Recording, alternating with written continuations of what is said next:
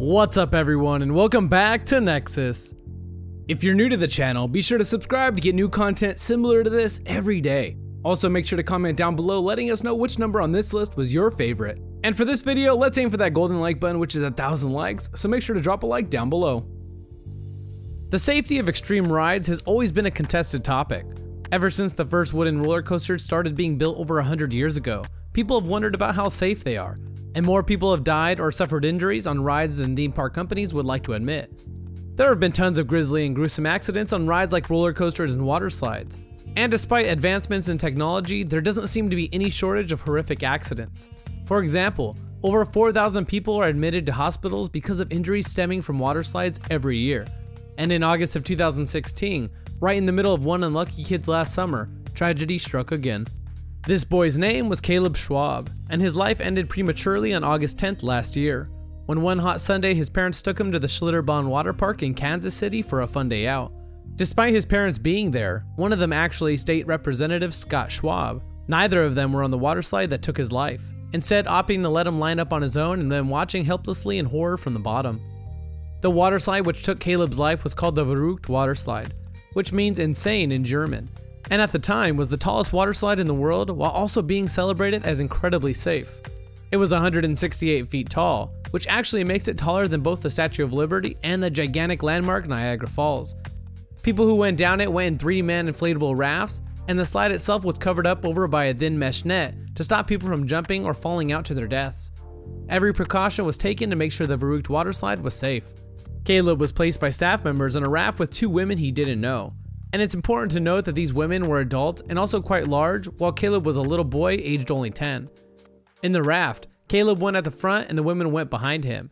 And it was this mistaken placement of bodies which led to his death, at the hands of human error rather than a physical fault on the water slide's behalf. The 3 passengers were pushed off and went down the slide, and what happened next horrified everybody there to witness it.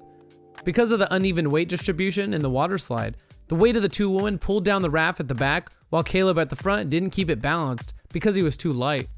He weighed 74 pounds, while one of the women weighed 275 and the other weighed 197. The result was that the raft took off from the tracks it was on and headed right towards a metal bar, which was there to support safety netting. The bar hit Caleb Schwab in the neck after he was launched out of his seat by the momentum, and the boy ended up decapitated.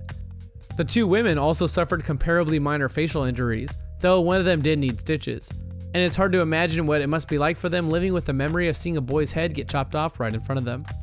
Witnesses to the scene described hearing a noise that didn't sound like it should have come from a water slide, making them turn around and see that they described as a trail of blood. Caleb's parents and his brother were also among those watching the horror unfold, and his brother reportedly said to one park employee that he just saw his little brother die because of one of your attractions. That's a lot of guilt for one person to bear, someone who probably wasn't even working on the Verrückt. But I'm sure nobody can blame the poor kid. It was a very loud, just a boom boom. And I knew immediately that somebody had fallen off the raft. Eyewitness Steve Castañeda says he saw Schwab, the son of Kansas State Representative Scott Schwab, riding in the front of the raft with 2 adult women in the seats behind him when the boy somehow fell out. Medics and employees rushed to the scene, but nobody could do anything for Caleb. An anonymous spokesperson for Schlitterbahn confirmed to news outlets that reports of a boy being decapitated were true. After the incident, the park was immediately shut down, and while it reopened 3 days later, the Verrückt will remain permanently closed and has been ordered to be demolished.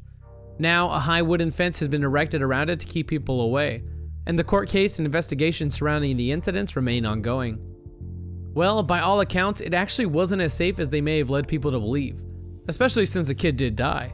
It was first announced in 2012 with the 2013 opening date, but this date was pushed back for over a year, until July 2014 because it was plagued with problems.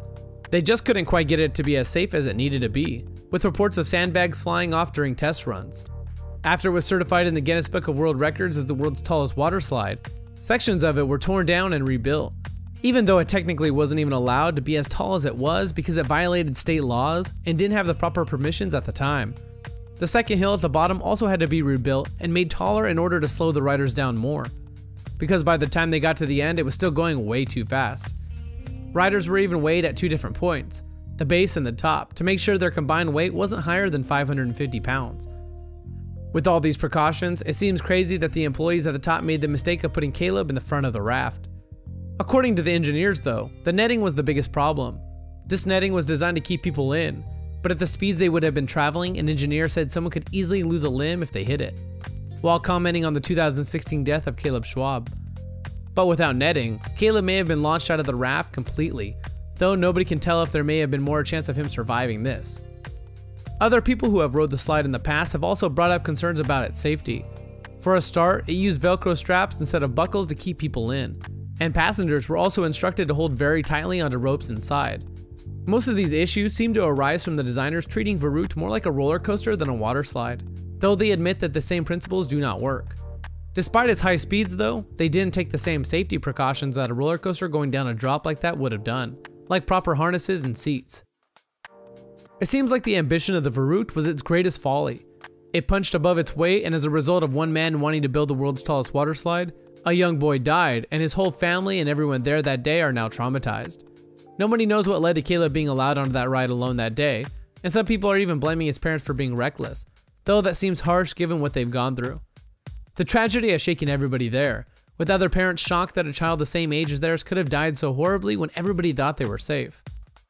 With the investigation still ongoing, we can only hope that one day we find out for sure exactly who was responsible for Caleb Schwab's death. And that's all we have for you guys today. If you enjoyed this video, don't forget to hit subscribe so you never miss a video in the future. And hit the like button too so you can hit the golden like of 1,000. Thanks for watching guys. Peace!